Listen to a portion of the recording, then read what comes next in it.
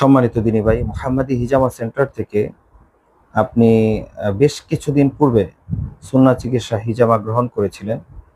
তো হিজামা গ্রহণ করার পূর্বের এবং পরের অবস্থাটা যদি আমাদের সঙ্গে শেয়ার করতেন।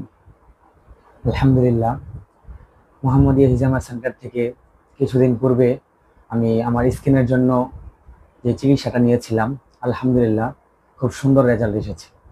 আপনারা হয়তো আমার ছবিটা দেখেছেন, এই পেজের মধ্যে ছাড়া হয়েছিল যে আমার পূর্বের কি অবস্থা ছিল আর এখন কি অবস্থা আছে, তা আপনারা হয়তো দেখেছেন।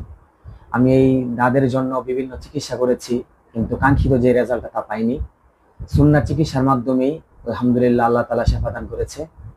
তো আপনারাও যদি এই চিকিৎসাটা গ্রহণ করেন, দৃঢ় বিশ্বাসের সাথে বলতে পারি যে আল্লাহ তাআলা আপনাদের শেফা দান করবে। তো আপনার যে দাঁতটা, এটা কতদিন যাবত ছিল, কত বছর ধরে ভুগতেছিলেন? প্রায় 2 থেকে 3 বছর যাবৎ এই দাঁতের চিকিৎসায় ভুগতেছিলাম। তো তা কাঙ্ক্ষিত কোনো রেজাল্ট পান নাই? না, কাঙ্ক্ষিত কোনো রেজাল্ট পাইনি। অ্যালোপ্যাথি, হোমিওপ্যাথি সমস্ত চিকিৎসায় করেছিলাম, প্রায় অনেক টাকাই খরচ করেছি, কিন্তু কাঙ্ক্ষিত কোনো রেজাল্টই পাইনি। এই সুন্নাহ চিকিৎসার মাধ্যমেই আলহামদুলিল্লাহ পুরা সুন্দর একটা রেজাল্ট পেয়েছি। তা হয়তো আপনারা ছবির মাধ্যমে এই পেজের মধ্যে দেখেছেন হয়তো। আচ্ছা, এই ছবিটা কি আপনার? হ্যাঁ, এই ছবিটা আমার, যা মোহাম্মদিয়া হিজামা সেন্টারের পেজের মধ্যে ছাড়া হয়েছিল।